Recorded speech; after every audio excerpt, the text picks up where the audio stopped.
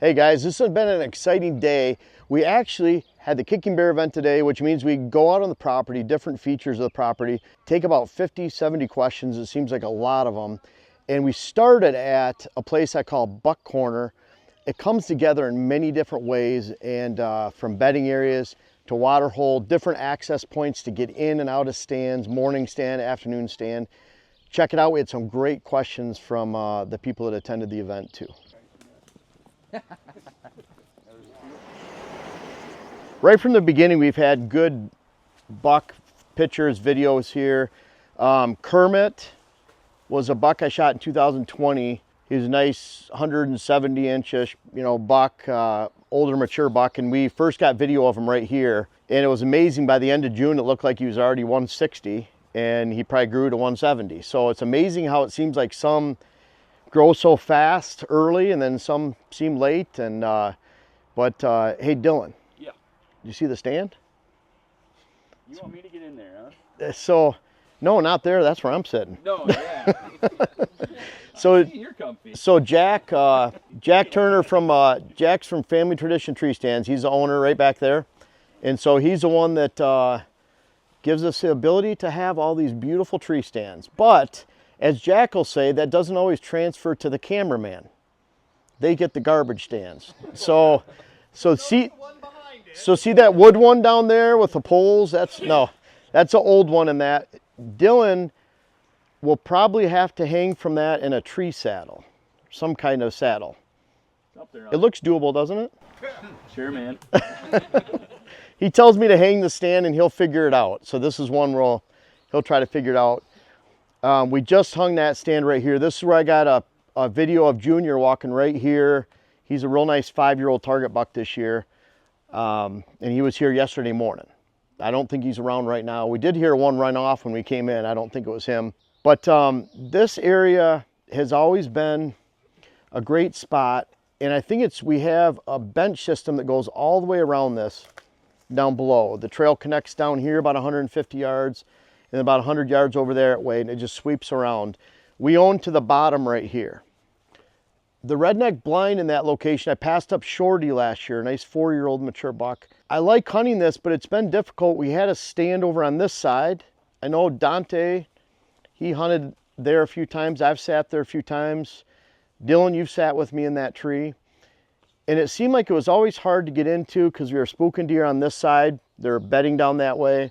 At the same time, we can get into in the morning or in the afternoon here, but because it's next to the field, unless we come in right after daybreak and slip through the field, it's tough to get into. But then we run into in this corner, it's hard to see from a quarter mile back. So it's almost like you got to expose yourself to get in here, and then you risk spooking deer. So we actually took that water hole. It used to be right over there where Wes is standing. If you guys have met Wes, works with Pure Wildlife Blends, our seed company and friend, and he's here. So right there we had the water hole. It was a nice 22-yard shot from the redneck. We wanted something on this side. We ended up being able to get a 10-acre piece that added to everything, that gave us really good access. And if you hear the road back there, our neighbor down at the bottom, really nice people. We have access through their driveway, almost by their house, which at an angle is down that way. We actually have a parking area, and it's such that we could just about drive one of the, I don't know if we will, but we could ride a Quiet Cat up, go around the front of the hill over there, get down here in the bottom. We could probably make it about halfway up this hill or ditch the bike if we wanted to. But bottom line is, we want to get into that stand by getting in west winds hour before, or we'll start walking in an hour before daylight, get here about 15 minutes before daylight, so we don't have to come through here and spook everything out. So it seems like we're going a long ways out of the way to get in here, but it'll be highly worth it. We can't wait to sit here. And they move right behind you guys over here. They come through here. And then right below the stand, there's a big giant red cedar that's all rubbed up, and they move across this face. And so when we're up there, we can just blow our scent off into Never Never Land. So that's a pure, to us, a morning stand, pure morning, because we get back here, we risk spooking deer. We'll get in before they're here. And then That's been a great one for eastwoods in the evening. And the cool thing is when we're sitting there, we can kind of see around to see where the deer are, and then slip out and get out around here. So really nice combo stand now. So we're excited that, and it's been a long time coming. It's the Waterhole. Where's Jared? Jared's responsible for all these water holes, getting them in. And so he I like him to be saucered out a little bit so we can start to get some flow. And you can see sometimes we have to backfill it a little bit, but it's amazing how much rain we get and how much actually fills in there. It fills in a lot more. So this is one of our, good spots. It's had lots of buck history. That's why we call it Buck Corner. And really enjoy this spot right here. And there's a lot that goes into some of these, just one location. And even the bedding area down in the front here, we have a lower road down below. We can come in that same access. We can slip around on this high side. So look at this draw, just keeps going this way, and there's a big point that comes out. We can slip in, get past this bedding area down in the dark, and we can hunt low with our scent continuing out of the north and going south, and get on the other side of this bedding area in the morning, wait for him to come back. And or we can get on top of another bedding area we have low down there. So this kind of a combination of bedding down below, bedding halfway down. The switchgrass up at the top makes them feel more comfortable moving closer to the field edge here. So they're not totally exposed and just looking out into open ag, or if we had a food plot up there, it'd be even worse. I like these kind of stands too because we come in one way, we can see there's no deer here. You have that luxury when you're in here in the morning, and then we just slip out and get out here real quick and get picked up on the field edge. So the field edge is, you can see all the switchgrass we have out there, and it makes it really easy, especially if we're being quiet with the Quiet Cat.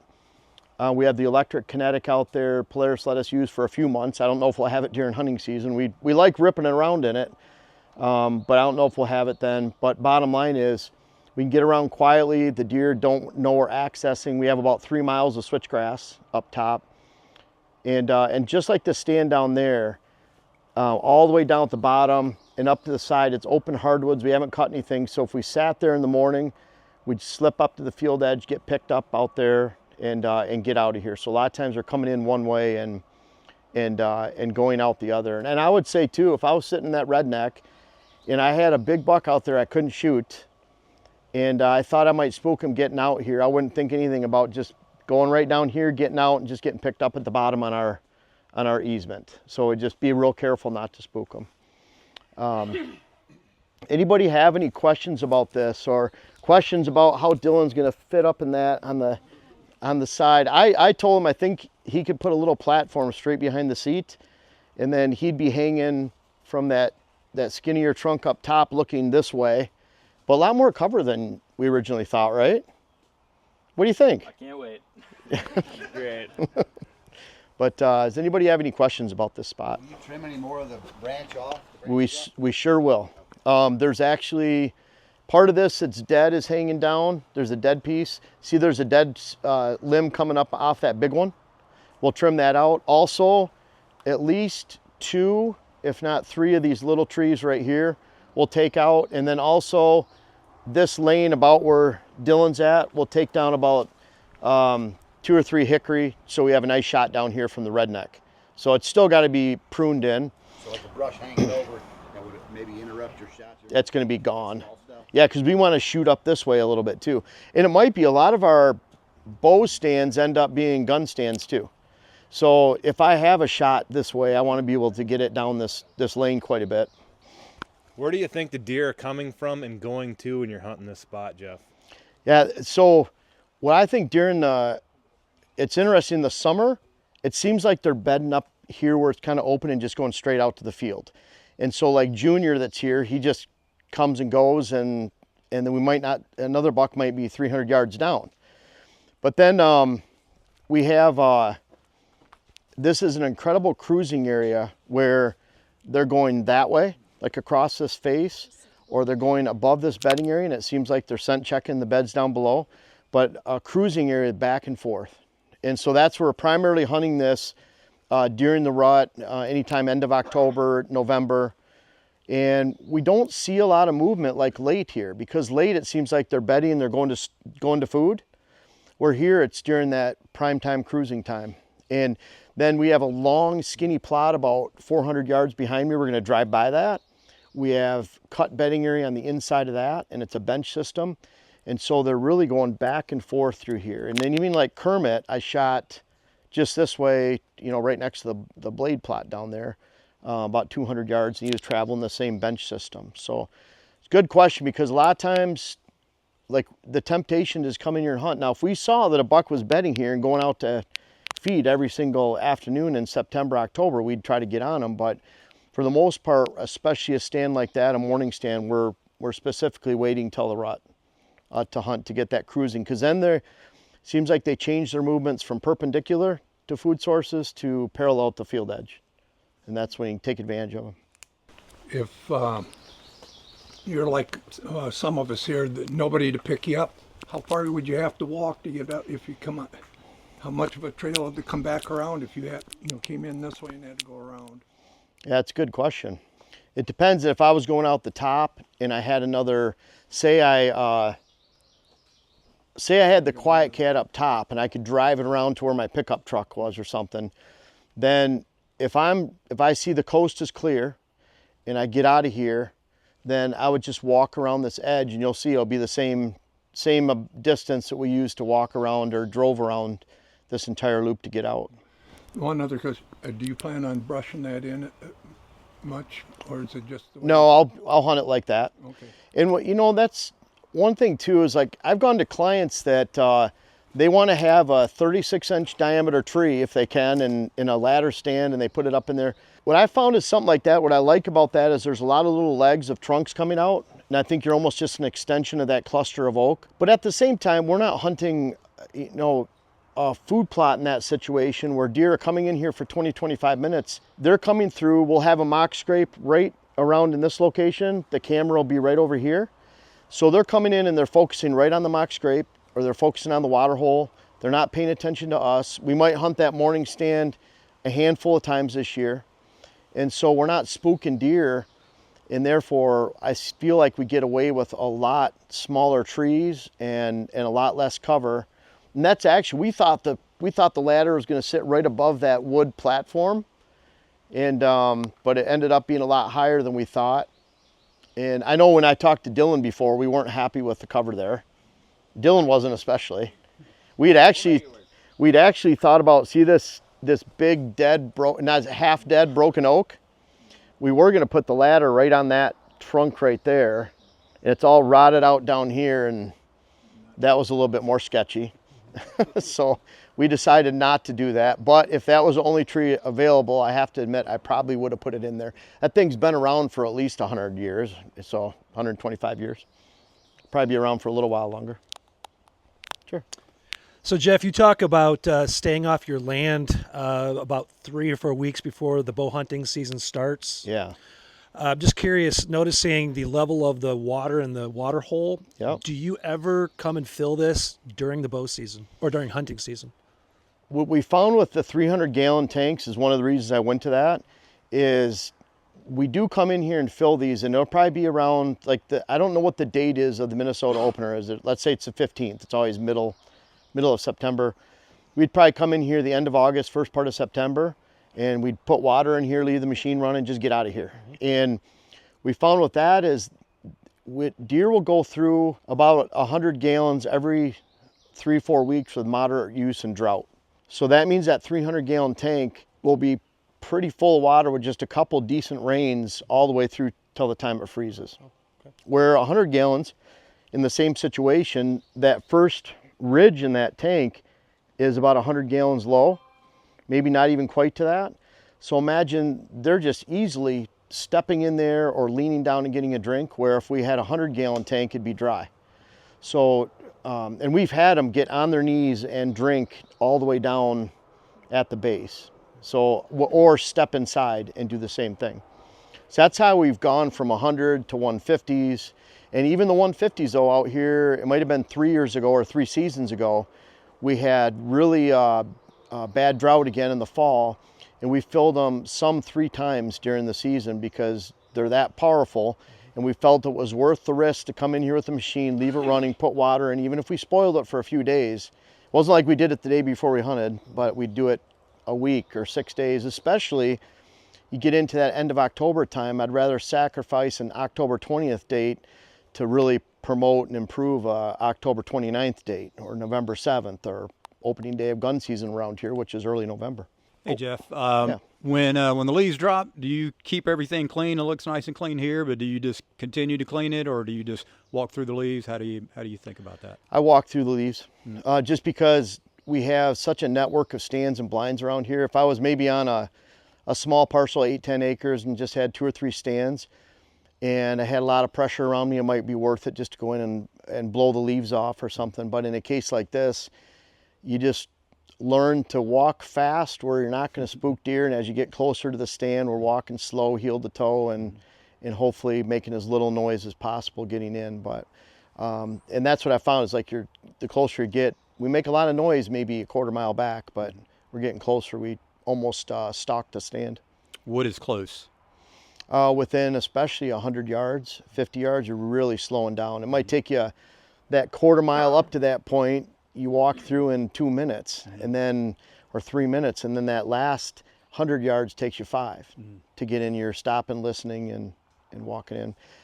Also, it helps that like our big food here is on the other side of this ag field, and then over this way about a quarter mile. So these ag fields become a lot less important to the deer.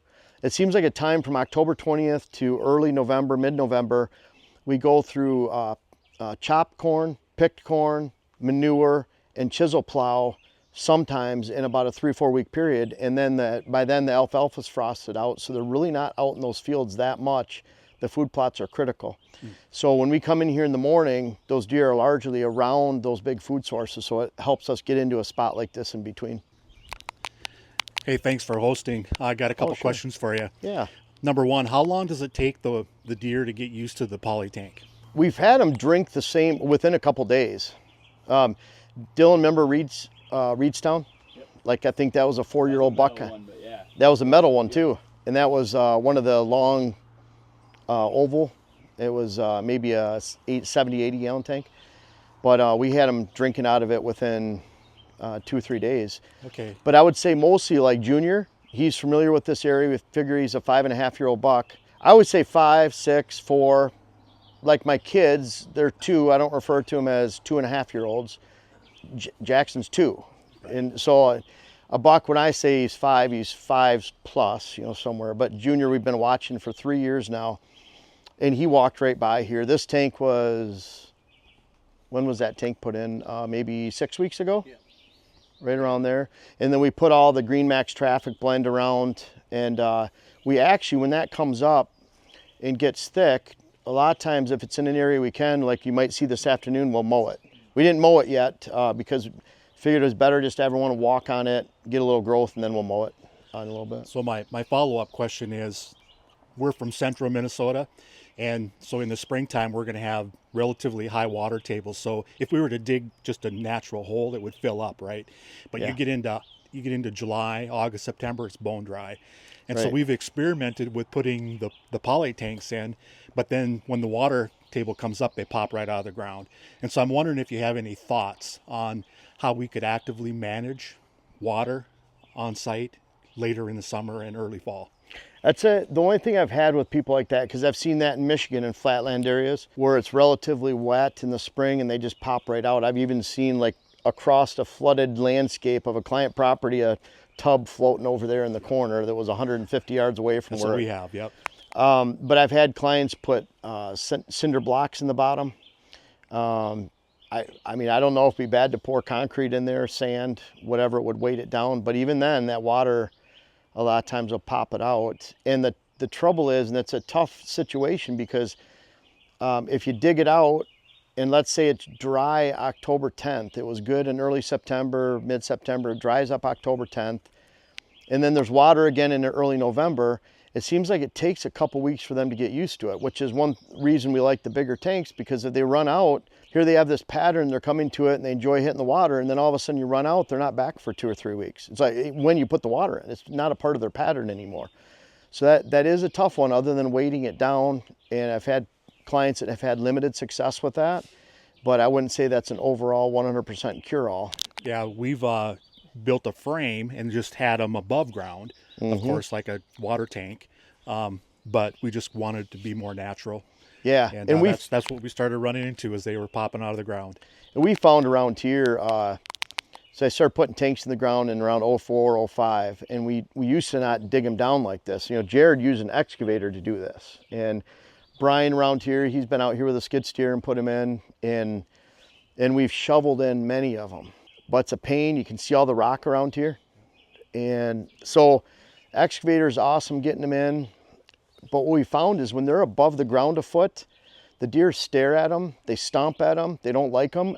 And I go down to Iowa, portions that are more unpressured, and you put a silver stock tank on the ground and the deer just drink from it like it's no big deal at all. And I don't know if that's I've even wondered, we have bears around Coon Valley over there, if they see that black shape and they associate with a bear, if they associate with people because it's not natural. But we learned a long time ago, we like to dig them down like that or we're not going to get the use that we'd expect. Before the water tanks, what was their water source? And did this change their activity from their normal source to this? Yeah, I like that. I get that question all the time. The thing about deer, like this time of year, they don't have to have water. So it's not even a priority for us to fill them and establish a pattern of use because they're not drinking out of them that much. They get all their moisture requirements from the green out here. So they don't have to have that water. We find actually when they really hit the water hard, if it's open, which is a problem when it freezes, is during the winter time. Like we'll find cattle paths going to areas on a client property and it's a spring. And you wonder if they're putting mineral out, if they're baiting. I even ask the client, where are all the deer in there? I don't know. Then we go over there, it's a seepage, and all the deer are going to that water that time of year. So what I find it changing the movement, meaning like this is already a good cruising area. They're going back and forth. There's trails that cut right through here. They go up and down this. They slide from over there along the field edge and then move around here. So there's a lot of reason for them to be here, but they could be down below. They could be up higher, like above the redneck and cut through the corner. And so to me, the water hole narrows it down exactly where they want to be. And then you're complementing a cruising movement with a cruising feature. Like to me, this is for cruising. And that's when we normally hunt it, is cruising. I'm not saying that sometimes you don't, like we have the point we'll see later today. That might be a great early season stand where they're just, it's a bedding area movement and they happen to hit the water on the way back. But they really get thirsty and hit the water during the rut. So to me, it's a cruising feature. And it really slims down trails, and a buck that might have been more apt to be 100 yards down and keep moving through, he just comes through. And for water sources, we have a creek down to the bottom down here, and it starts up on our property over here, and it's a natural spring. And if the buck is using this movement, even if he was going to drink out of that, and we found they like muddy and stagnant better, but he won't go all the way down there 300 feet in elevation to get the water and come all the way back up. But he may have made a route in that area before the tanks were put in because that was the primary water source. Maybe, and especially if you have water on your neighbors that's hidden. Like just because you have a pond out behind a cabin doesn't mean anything because they're not going to come out of the woods to hit the water. And so I like putting water holes.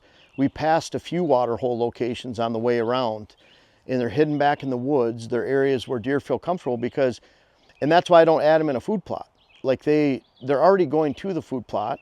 A food plot is an afternoon daylight, in best case scenario. They're hitting it in daylight in the afternoon. And so it's not most food plots are not all day hunting spots for a bow. A water tank is an all day hunting spot for a bow. So they can hit this during the rut anytime and they feel comfortable doing so. It's a 2-minute stop. And that's why I don't take that water hole and put it in a food plot, because I didn't make the food plot all of a sudden an all day attraction. I've already told me they don't want to be there all day. Instead, I just lowered the value of that from an all-day sit to a afternoon sit, and it's already an afternoon sit. So I had someone online, they said, well, I shot a 180-inch buck in Buffalo County, and he hit a water hole on a food plot. And then he proceeded to explain how the buck sat there for 45 minutes on the edge, finally crossed over there, and I look at it like he's almost like working up his nerve. Like he had to cross that open food plot, and he went over to get the water, and so that right there kind of proved the point where they don't want to go over there, where if he had that water hole and was sitting 50 yards off the food plot, he probably would have shot that buck an hour earlier. And he had a chance that buck decided not to go over there after 45 minutes of staring at it and working his nerve up so he could get a shot. So I hate to cut you guys short, but we do have a lunch date at some point. And so what we'll do is we'll go back in the machines. I'm going to stop in one more spot on the way out, and then we'll head back for lunch. So, and then we'll have lots of questions. We're going to be around water holes later, switchgrass, corn plantings, buckwheat on the ground, really cool redneck blind location we can sneak into anytime we want with deer out in front of us, and a really nice pheasant area too. So.